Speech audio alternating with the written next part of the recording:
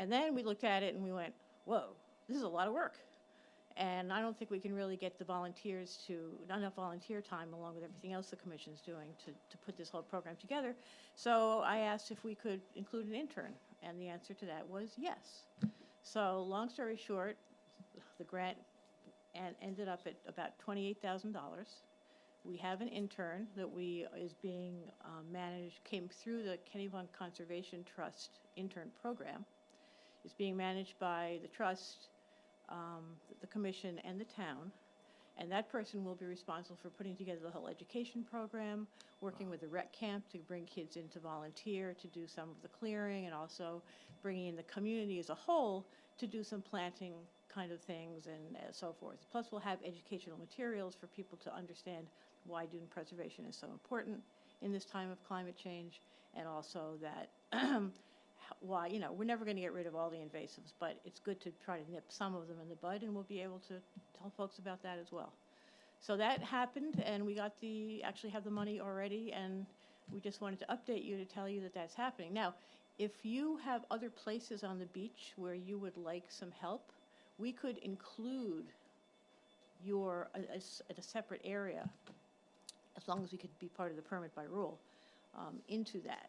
If there's any place where you have spots of invasives, or you think you want to help the dune to expand, considering what happened this winter, blah, blah. So no need for any decision now, but just sort of put it in your heads and think about it and let us know. Because the intern, I think, is only going to be a summer intern, summer to fall, so we probably won't start being actively looking at this again until May.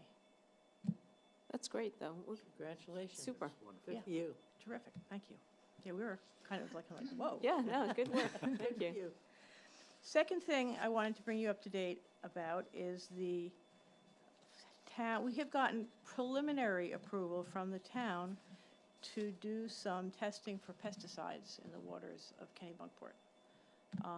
And we're looking at doing some testing in the river, in Cape Porpoise, and at Goose Rocks Beach. The locations are not decided yet. We're going to be working with the Casco Bay Estuary Program to help identify the right places. We've identified where we're going to ship. We'll be taking water samples 4 times in 9 locations, I think. So it's like 333. And shipping it out to out west where they test it. And we will get an idea of, they test for like 200 different pesticides. So we'll be able to see what we're getting, what's going in the water and how much. So that's kind of a preliminary. The reason for this is, some of you may have heard, is that we're considering putting forth a pesticide ordinance, but we've got a fair amount of work to do first. And it seemed to make sense to find out how much of the pesticides that we know are being applied, and we know they're being applied in the shoreline zone, how much of it is actually getting in the water. So that's as I say, we have preliminary approval for that. We kind of put our whole budget into it, so we're doing other things for education, which is the other piece of what we're doing. But anyway, we'll keep you informed if it definitely goes through. We'll know obviously this month, and then we'll keep you informed on the process as we decide where to take the samples. Which typically you take them in places where there's some kind of a active outflow of runoff. And you take it after a heavy rain. So you're really looking to find out how much of it's going in the water. It's great. It'll be very interesting to see what that shows. Yeah, they've done it. They have done 10 cities that are along rivers and the coast. The state has done it, the pesticide board. And, obviously, places where there are more humans, there's more pesticides. Yeah. Biddeford actually had one of the highest concentrations in the state. Wow. Wow. So, So do we know what numbers are like, that's reasonable, but boy, that's a lot more than you'd expect? Or John, those? I don't know too many of the details on that. I don't Yeah. know whether it's a yes, no. I do know it's a snapshot, just like you're testing. Right. Which is why we're trying to do it at different times of the year. But it may not be quantitative, huh? It may not be quantitative. Oh. So, but we also looked into, when we really wanted to do this, into finding out how much of them are in the mud, because obviously that's affecting seashell, the lobsters and so forth. But that apparently is even more expensive and more difficult, and, Wow. it's, you know how it is. It's Wow. not cheap. Yeah. So this budget will be slightly over $5,000 for this testing, and we'll see where it brings us. It may, I'm sure there will be. It's just a question of which ones. That could also help us know which ones to focus on. Yeah, no, that's great work to do. So thank you. Thanks for the update. Okay, thanks. Appreciate it. Carol, you ever gonna bring back lawns for lobsters? We looked at that. Yeah. And the wording, it was like a little bit too focused, because we kind of are taking a broader thing, but what we are doing is we are going to put Kennebunkport on the pesticide pathway, Ah, which is a sort of a broader thing. It's all in New England. You can just sign a pledge that you won't use pesticides on your land, and then you can get a little metal sign to show that you're doing this. So we're kind of rolling that out. We've got an event happening this Thursday at the library, and we're going to be rolling that out and trying to get folks to sign up, and it's part of the education process. Yep. why don't you tell them about the meeting on March 2nd? The one that's coming up. Okay, so we are having Tom Atwell, who is a columnist for the Maine Sunday Telegram, a gardening columnist, who actually is quite well known. I will say that I haven't read him, but other people have told me about him, and they're quite excited. He's done a lot of public speaking. He actually did a really interesting column at the beginning of, let me finish. He's coming to the library at 6 o'clock on Thursday, and we're going to have some munchies and drinks and wines and so forth. And then he will talk for about half an hour at 6:30. It's also available on Zoom. And then people can ask questions. And we're also going to have some exhibits and stuff like that. So we're hoping we can get a good turnout. But he did a column just in January of this year about how when he first moved into his land 30 years ago, he did it, the whole normal way that everybody did it back then, which was to, put weed and feed on the lawn and kill everything, and everything looked neat and perfect, and, and then over time he learned that wasn't the way to be as productive as it could be, both in terms of the vegetables and the flowers. So now I believe he sometimes uses pesticides. He told me he's not, a complete all the way on one side, but he definitely is an advocate of how you can grow flowers and vegetables with a minimum, and lawns with a minimum of pesticides. So we're That's looking great. forward to it. Good. Thank you for the update on all fronts. Great. Appreciate your work. Thanks. Thank you. Were we able to get the Zoom thing, Tilly? Yes, I have a tech update for you. Apparently there was the wrong Zoom link on the town website. I updated that and then sent out the email that goes along with that. We now have 19 attendees. Paul Hogan is also here, and I see him, though I don't hear him. I'm not sure if there's a problem on which end when it comes to that, but Okay. folks can see and hear us. Okay. Perfect. Can you hear? Yeah, you came through for a brief second there, Paul.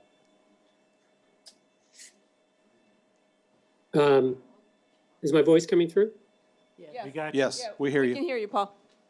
Okay. Can I just go back? I was having trouble getting in like everybody else. Can I just go back one item since we're finished this one? Just one comment on the proposal on the water quality testing. Sure. Yep. And my comment is I didn't get to vote, and I would have supported it had I been in, although I saw the vote. But I do object to the assumptions and the language in the Woodward and Curran proposal, which says in part, we understand from cursory data review that human bacterial contamination seems to be rare at Goose Rocks Beach. And in the data that we got from John, the committee got from John, in 2022, even though it was a very light rainfall year, 19% of the samples had human DNA indicators. So I don't see how that is rare. I think what is rare is we don't test very often. And maybe if we test a lot more, we'd have a better picture. And I have advocated for 10 years for putting beach funding into more testing so that we might be able to get to an answer sooner than later. I realize this is complicated and it's not simple, and I've seen what other towns have struggled with, including Old Orchard Beach, trying to find sources of human contamination. But I do have to object to the assumptions in this language. And I wish we were spending more on testing and less on education. Hey, John, just one clarifying question. You said the money for the testing is from a different bucket. Do you mean the state money? Is that what you're referring to? Yes, the state, that's for the Entero. That's right. The DNA is all from the town. And do you know what that's cost? I mean, they've never come to us and asked for money, at least when I was on the committee, which has been off and on. That has not been taken from the maintenance fund to my knowledge, but I would have to check that. Okay, thanks. Okay, thanks, Paul. Okay, in terms of, Oh, John, Since- I want to clarify Paul's interpretation of the data for this past year. There were 3 samples that tested positive. 2 of the 3 were a retest based on the 1 sample. So it wasn't a broad sampling, it was a very definitive thing looking for where we had found a positive sample. So you can't include those as a percentage because they were a very focused test. So you got to be careful about handling the data. There's several issues. That's just one of several on that. 3 of them were below the level of detection. So, but it's all right. I don't quibble. I think I totally agree with your conclusion, Paul, that we need more testing and it needs to come in a timely manner. So I think we're in violent agreement. okay, are we Yeah. done with, go ahead, Paul. Yeah, I was just going to say, John, that what John shared with us, and I forwarded to you, I think it was 6 out of 6 tests, not 3. But I don't have, No, this year was only 3 Three, tests. well, it was Showed positive. it's 3 that were above a level of detection, but it's all right. The other 3 were below the level of detection. So at any rate, and again, it's also, it doesn't matter. So there it is. yeah. Yeah. There it is. Can we, since we have a whole bunch of people who weren't on at the beginning, I see the numbers at 25, and when I joined, it was like 6. Can someone just summarize what happened on item number 3? Because everybody, We On didn't talk TV. about that because we didn't have the Zoom participation, so we've gone nowhere on that topic. okay, great. So I think so are we done with the water and conservation? I think we're good. Okay, perfect. So on the conversation on beach rules and the overnight storage thing, we had a protracted conversation at our last meeting on that topic. I think John has been great to try and organize, there is a subcommittee that was working on this that put forth the proposal that we tabled at 2 meetings ago. And I think that subcommittee, you're working on trying to get a meeting date in the next 4 to 6 weeks. Correct.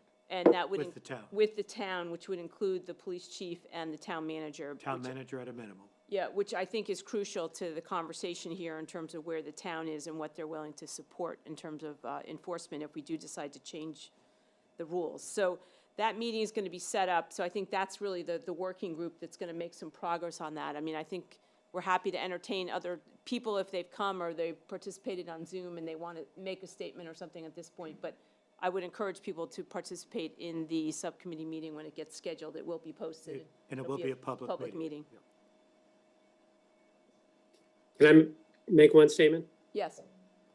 Yeah, just that it seemed from the meeting and from emails, the workshop meeting we had, that there was not a consensus in the committee of what to do. So it was tabled and there were, different views on whether we should proceed or how to proceed. So that's why we're not putting forth a proposal for this summer. The only, and I don't know if you said that earlier, but it seemed like we would not be able to do it for this summer. My only suggestion for this summer was that we spread out the kayak racks so that they weren't all on the same in the same area, which is the busiest area of the beach, that we spread it and ask the town. Previously, all the kayak racks have been on the trust property, and suggest we spread it out and put it on some town property. I don't have a proposal, though, as to where. Okay, thanks, Paul. Are there other people in the audience or on Zoom that want to make comments on this topic, or do they want to wait and participate in the subcommittee meeting? There are no hands raised on Zoom right now. Okay, Oh, now we have Maureen Summers. okay. Maureen? Hi, how are you? Fine, thanks. Good, thanks. I did have an opportunity, as I'm sure you all saw, just to send my 2 cents in an email, where after listening to everyone's comments and really thinking about it, I actually went back and listened to a tape of the meeting just to make sure I hadn't missed anything. It seems as if, to me, as I expressed in my email, is that the racks were really the impetus to cause all the issues. They were really inviting people in to now store their kayaks, overnight on the beach. And where we've seen a rise or an uptick in them was really due to the fact that that was kind of inviting everybody in.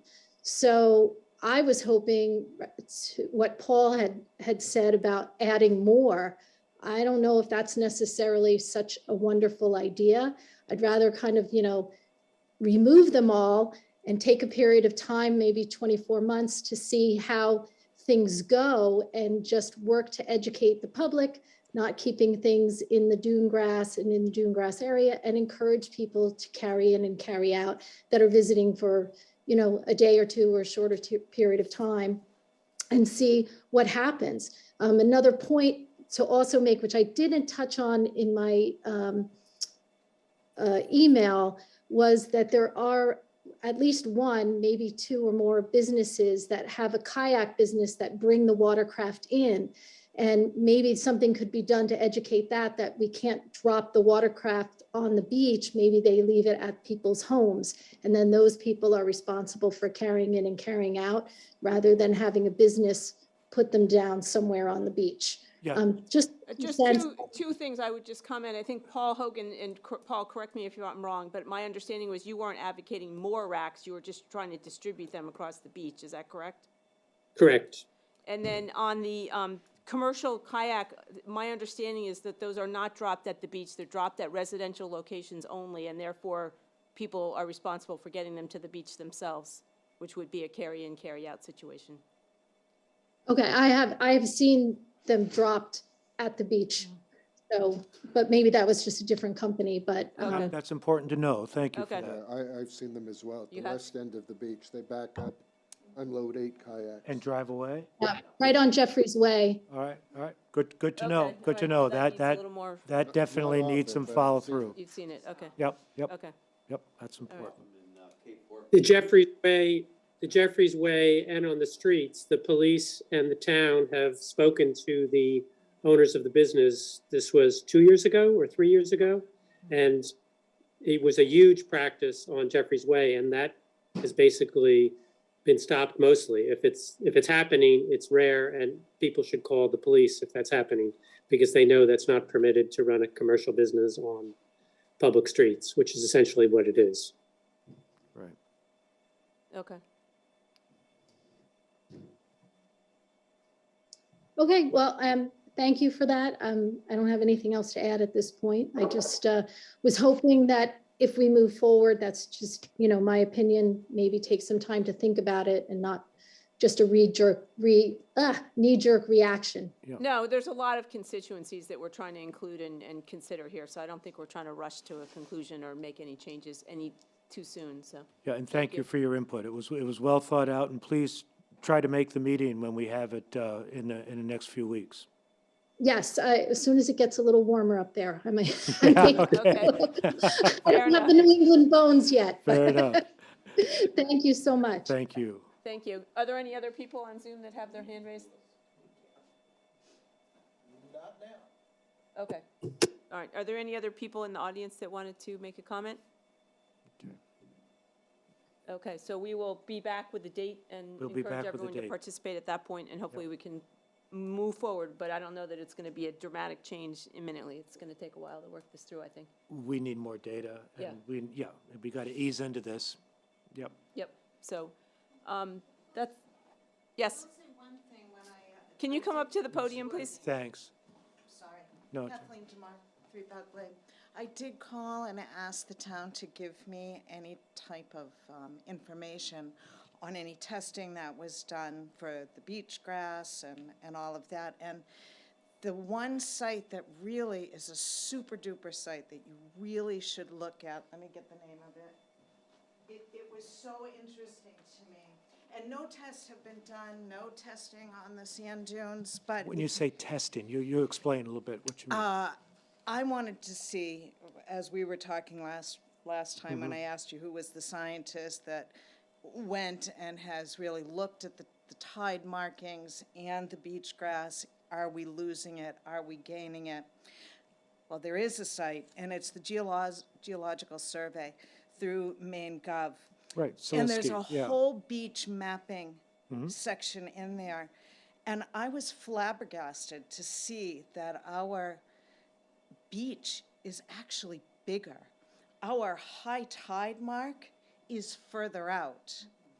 You got to look at it. Well, It was amazing It to me. swings every year. That is correct. It But swings if you every year. look at it from 1962, when they started this, to 2022, it was amazing to me. So that's all I wanted to say is Yeah. please look at that. It was so helpful, and it does grass, it does tides. Did one other thing too, and I can't Well, think the of high it. tide, the grass line, the dune line. Maybe Yeah. that was what it was. Yeah. Maybe there was a differential dune between line, grass yeah. and dune. Yeah, But, yeah. you know, and in some areas, it has gotten smaller, like down on the little river end. Mm-hmm. But there were years when there was more.